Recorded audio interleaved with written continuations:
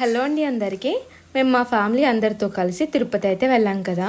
తిరుపతి నుంచి అయితే మేము ఒక 5-6 గుళ్ళకైతే వెళ్తున్నాము. దీనికని ముందుగానే మేము వ్యాన్ అయితే మాట్లాడుకున్నాం అనమాట. సో మమ్మల్ని తిరుపతి దర్శనం అయిపోయాక కొండపై నుంచి ఆయన పికప్ చేసుకున్నారు. సో మేమందరం కూడా వ్యాన్ ఎక్కేసామన్నమాట. వచ్చేటప్పుడు హనుమాన్ టెంపుల్లో కూడా ఆగాము. దాని తర్వాత మేము రైల్వే స్టేషన్కి అయితే వెళ్ళాం నేరుగా. ఎందుకంటే మేము రైల్వే స్టేషన్లో మా లగేజ్ అంతా పెట్టేసుకుని మాకు తిరుపతికి కావాల్సిన 1 or 2 పేర్స్ మాత్రమే బ్యాగ్లో పెట్టుకుని అయితే వచ్చేసామన్నమాట. సో రైల్వే స్టేషన్కి వెళ్ళి ఫస్ట్ మా లగేజ్ అంతా తెచ్చేసుకున్నాము. అది వ్యాన్లో పెట్టేసుకుని అక్కడి నుంచి స్టార్ట్ అయిపోయాము. ఫస్ట్ అయితే మేము శ్రీనివాస మంగాపురం అయితే వెళ్ళాము. ఈ శ్రీనివాస మంగాపురం అనేది తిరుపతికి 12 కిలోమీటర్ల దూరంలో ఉంది. ఇక్కడ శ్రీ స్వామివారు శ్రీ కళ్యాణ వెంకటేశ్వర స్వామివారిగా పూజలు అందుకుంటూ భక్తుల కోరిన కోరికలు తీర్చుతూ విరజిల్లుతున్నారు. ఇతిహాసాలు పురాణాల ప్రకారం స్వామి నారాయణ వనంలో కళ్యాణం చేసుకుని తిరుమల కొండ మీద వెలిసే ముందు పద్మావతి అమ్మవారితో కాలం గడిపారనమాట. ఇక్కడ శ్రీ వెంకటేశ్వరుని ఆలయం చాలా పెద్దది, విశాలంగా కూడా ఉంది. ఇక్కడ శ్రీవారి ప్రధానమూర్తి తిరుమలలో ఉన్న దానికంటే కూడా చాలా పెద్దగా ఉంది. తిరుమలలో జరిగే అన్ని పూజాధికాలు కూడా ఇక్కడ జరుగుతాయంట. ఇక్కడ భక్తుల దగ్గర చాలా తక్కువగా ఉంది. సో దర్శనం కూడా చాలా బాగా జరుగుతుంది. అలాగే ఈ ఆలయానికి ఎక్కువగా అవివాహితులు అంటే పెళ్లి కాని వాళ్ళు తమ తల్లిదండ్రులతో వచ్చి కళ్యాణోత్సవాలు జరిపించడం విశేషమంట. చివరిలో అర్చకులు ఇచ్చి కళ్యాణ కంకణం ధరించిన వారికి వెంటనే వివాహం జరుగుతుందని భక్తుల ప్రగాఢ విశ్వాసం. తిరుమల కొండకు వెళ్ళలేని వారు ఇక్కడ స్వామివారిని దర్శించుకుని తరిస్తూ ఉంటారు. ప్రతిరోజు తిరుమలలో శ్రీ స్వామివారికి నిర్వహించే అన్ని రకాల ఆర్జిత సేవలు ఇక్కడ కూడా నిర్వహిస్తుంటారు. గతంలో మంగాపురంలో కూడా రైల్వే స్టేషన్ కూడా ఉండేదంట. భక్తులు ఇక్కడ దిగి ముందు స్వామివారిని దర్శించుకుని తిరుమలకు వెళ్ళేవారు. శ్రీవారి మెట్టు ఇక్కడ దగ్గరగానే ఉంటుంది. అక్కడ నుండి తిరుమల కొండపైకి మెట్ల దారి ఉంది. ఇది చాలా దగ్గర ఉంటుంది. ఇక్కడ SST టోకెన్స్ కూడా ఇస్తారు. 1 గంటలో అయితే వెళ్ళిపోవచ్చు. ఎక్కే వాళ్ళ శక్తిని బట్టి కొండపైకి వెళ్ళొచ్చు అనమాట. శ్రీనివాస మంగాపురం అనమాట. చుట్టూ ఓవర్వ్యూ. ఇది అయితే చాలా అందంగా ఉంది టెంపుల్. ప్రసాదం కూడా ఇచ్చారు. ప్రసాదం కూడా చాలా అద్భుతంగా ఉందన్నమాట. ప్రస్తుతం అయితే సమ్మర్ కాబట్టి కొలంలో నీళ్ళు అయితే లేవు. చూడడానికి కనులకు చాలా అద్భుతమైన ఆలయము. ఇక్కడ స్వామివారి మూర్తి ఉంది కదా, చూస్తే కనులు అయితే మనల్ని మెస్మరైజ్ చేస్తాయన్నమాట. ఆ స్వామివారి నిజస్వరూపం లాగానే ఉంది. చాలా అద్భుతంగా ఉందన్నమాట. ఇంత పెద్ద ఆలయం ఎంత ఖాళీగా ఉండడం నాకైతే చాలా ఆనందంగా ఉందన్నమాట. మేము మా ఫ్యామిలీతో వెళ్ళినందుకు చాలా హ్యాపీగా ఫీల్ అయ్యాము. ఇంతకీ ఈ ఆలయము అయితే మదనపల్లి రోడ్డుకి వెళ్ళే దారిలో అయితే ఉందన్నమాట. తిరుపతి నుంచి వెళ్ళిన వారు తప్పకుండా మిస్ కాకుండా చూడడానికి ట్రై చేయండి గాయ్స్. దీని తర్వాత అయితే మేము కాణిపాకం అయితే వెళ్ళిపోయాము. ఈ నైట్లోనే మా వ్యాన్లో అయితే మేము కాణిపాకం వెళ్ళేటప్పటికి 10 నిమిషాలు తక్కువ 9 అయింది. ఆలయం అయితే 9 గంటలకి క్లోజ్ చేసేస్తారనమాట.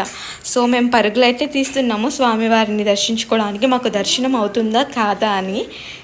మాకు దర్శనం అయితే చాలా బాగా జరిగిందనమాట. స్పెషల్ దర్శనం టికెట్ తీసుకుని అయితే వెళ్ళిపోయాము. 100 రూపీస్ అయిందనమాట.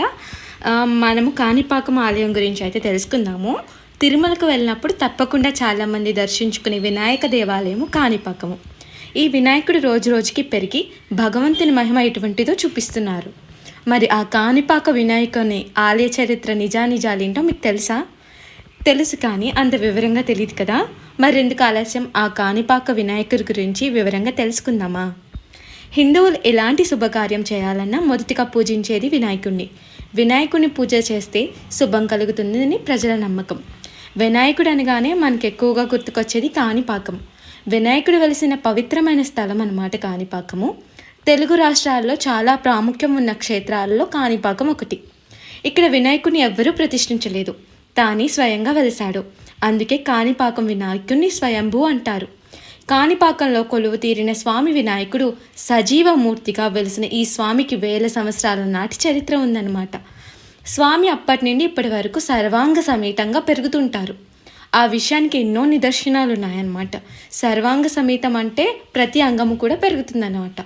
స్వామివారికి 50 సంవత్సరాలు క్రితం వెండి కవచం ప్రస్తుతం సరిపోవటం లేదని చెప్తారు. భక్తులను బ్రోచే స్వామిని వరసిద్ధి వినాయకునిగా భక్తులు వ్యవహరిస్తారు. స్వామివారి విగ్రహం నీటిలో కొద్దిగా మునిగి ఉంటుంది. ఎంత త్రవ్వినా స్వామివారి తుది మాత్రం కనుగొనలేకపోయారు. స్వామివారికి నిత్యం అష్టోత్తర పూజలతో పాటు పండుగ పర్వదినాల్లో ప్రత్యేక పూజలు నిర్వహిస్తారు. వినాయక చవితికి ఉత్సవాలు ఘనంగా నిర్వహిస్తారు.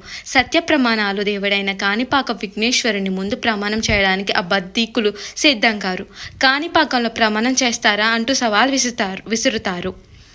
కాణిపాకం గురించి తెలుసుకుందాము. కాణిపాకము అంటే వ్యవసాయ భూమిలో ప్రవహిస్తున్న నీరు అని అర్థం. కాణిపాకంలో వ్యవసాయానికి ఎప్పుడూ నీరు ఉంటుంది. పచ్చటి పంటలతో అక్కడి వాతావరణం ఎప్పుడు హాయిగా ఉంటుంది. కానీ కాణిపాకం గుడిలో ఉన్న భూమి ఒకప్పుడు మూగ, గుడ్డి, చెవిటి వారైన ముగ్గురు అన్నదమ్ముల వ్యవసాయ భూమి అన్నమాట. కొద్ది రోజులు వారు వ్యవసాయ భూమిలో నీరెండిపోవడం గమనించారు. బావిని ఇంకొద్దిగా తవ్వితే నీరు వస్తాయని తవ్వడం మొదలుపెట్టారు. అలా మొదలుపెట్టగానే గట్టి రాయి తగిలి క్షణాల్లో బావిలో రక్తం ఊరటం మొదలైంది. కొద్ది కొద్దిగా బావి నిండుతుంది. ముగ్గురు అన్నదమ్ములు ఏమైందోనని గమనించగా వినాయకుని విగ్రహం కనిపించింది. విగ్రహాన్ని పూజించగా వారి యొక్క అవిటితనం పోయి మామూలు మనుషులుగా మారారు. ఆ విషయం గ్రామస్తులకు తెలిసి పూజించడం మొదలుపెట్టారు. అలా భక్తులను కొట్టిన కొబ్బరికాయల నీరు కాణిపరకం అంటే అంత విస్తీర్ణం పాకిందనమాట. దానితో ఆ స్థలానికి కాణిపరకము అని తమిళ పేరు వచ్చింది. అదే వాడుకలోకి వచ్చేటప్పటికి కాణిపాకంగా మారింది. ఈ ఆలయాన్ని 11వ శతాబ్దంలో చోళరాజు నిర్మించారనమాట. మా కాణిపాకం అయితే దర్శనం చాలా బాగా జరిగింది. మేము నైట్ అయితే కాణిపాకంలోనే స్టే చేసామన్నమాట. ఈ కాణిపాకంలో మరొక చెప్పుకోదగ్గ విశేషం ఏంటంటే ఆ బావి నీరు ఎప్పటికీ ఎండిపోదు. అందుకే ఆ బావిని నీటిని పరమ పవిత్రంగా భావించి భక్తులు తీర్థంగా ఇస్తారు. ఇక్కడ మరో ప్రత్యేకమైన విషయం ఉంది. అదే కాణిపాక వినాయకునికి సత్యాయనికి మారుపేరు అనమాట. ఆ చుట్టుప్రక్క గ్రామాల్లో ఇప్పటికే ఏదైనా తగ్గులు వచ్చినప్పుడు తప్పు చేసిన వ్యక్తిని ఆలయం ముందున్న నీటిలో స్నానం చేయిస్తే తప్పు ఒప్పుకుంటారని ప్రసిద్ధి అనమాట. మీరు కాణిపాకం వెళ్ళినప్పుడు గమనించండి, వెనకాల నీరు వస్తుందన్నమాట. ఎప్పుడు నీరు ఊరుతూనే ఉంటుందన్నమాట. స్వామివారు కూడా కాణిపాకం ఆలయంలో బావిలో మునిగే ఉంటారు. మీరు మాత్రం తిరుపతి వెళ్ళినప్పుడు తప్పకుండా కాణిపాకం కూడా విజిట్ చేయండి. నిజంగా చాలా అద్భుతంగా ఉంటుంది. ఆ ఆలయంలో చాలా ప్రశాంతత అయితే వస్తుందన్నమాట. మేము తర్వాత అయితే శ్రీపురము, అరుణాచలం కూడా వెళ్ళాము. నా వీడియో కనుక మీకు నచ్చినట్లయితే తప్పకుండా like, share and subscribe my channel.